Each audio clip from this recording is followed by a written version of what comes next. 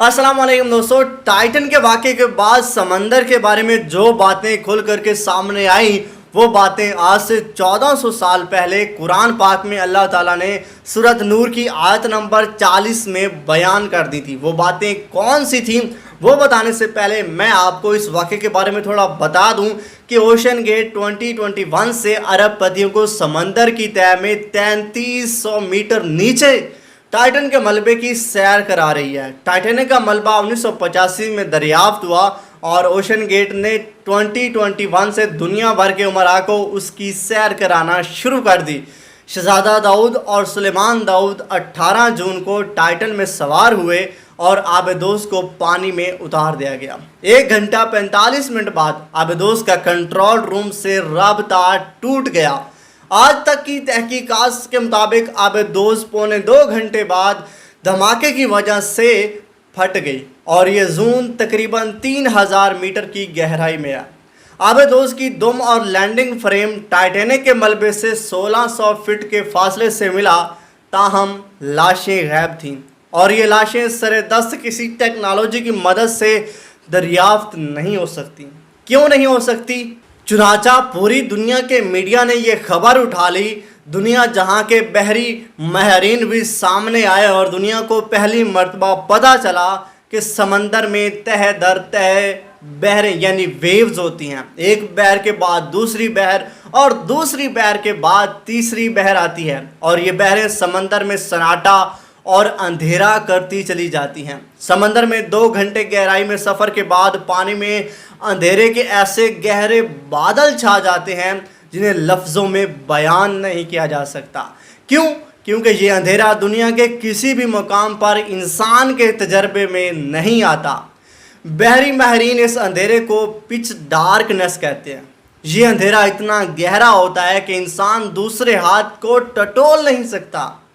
तो यही बात आज से 1400 साल पहले सूरत नूर की आयत नंबर 40 में अल्लाह ताला ने फरमाया था, जिसका तर्जमा कुछ यूं है, या जैसे एक समंदर में अंधेरा हो, मौजों के ऊपर मौजें उठ रही हों, ऊपर से गहरे स्याह बादल छाए हुए हों, ऊपर तले बहुत से अंधेरे हों और अगर कोई अपना हाथ निकाले तो वो उसको भी ना देख पाए। आप ये आयत दोबारा पढ़ें और उसके बाद टाइटन आबेदोस के साने पर माहिरीन की राय भी दोबारा सुनें और फिर आपसे सवाल करें कि आज से 1400 साल पहले जब इंसान समंदर में 3 मीटर से ज़्यादा गहराई में नहीं गया था, उस वक्त कुरान मजीद में किसने डिक्लेयर किया समंदर में मौजों के ऊपर मौजें होती हैं और ये गहरे बादलों की तरह हर चीज़ को ढांप लेती हैं और ये एक ऐसा अंधेरा तख्लीक कर देती है जिसमें एक हाथ दूसरे हाथ को शनाख्त नहीं कर सकता। ये हकीकत 1400 साल पहले किस तरह मालूम हुई?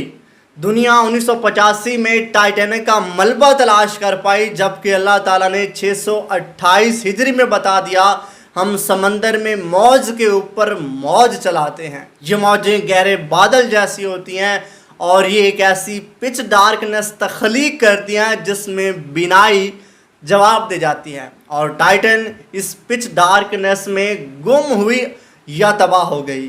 क्या ये महज इत्तफाक था? मैंने इस आयत का बार बार मुताला किया और मेरी आंखें आंसुओं से लबरेज हो गईं और मैंने अल्लाह का शुक्र अदा किया, उसने मुझे अपने इस दीन में पैदा किया जिसने दुनिया को 1400 साल पहले पिच डार्कनेस, मौज के ऊपर मौज और फिर अंधेरे के बादलों के बारे में इतला दी थी और साथ में ये भी फरमा दिया था, अल्लाह जिसको रोशनी ना दे उसे कभी रोशनी नसीब नहीं होती। और मुझे साथ में ये भी एहसास महसूस हुआ कि अल्लाह ताला ने शायद दुनिया को अपनी आयत की तरफ मुतवज्जा करने के लिए टाइटैनिक और टाइटन को डबोया ताकि लोगों तक इसका पैगाम पहुंच सके। शायद अल्लाह ताला ने इस आने के ज़रिए आलम इस्लाम को ये इतला देना चाहता है कि तुम लोग बिलावजह एहसास कमतरी का शिकार हो और इस एहसास कमतरी में उन लोगों की तरफ देख रहे हो जिन्हें अल्लाह ने ईमान की रोशनी से महरूम रखा हुआ है।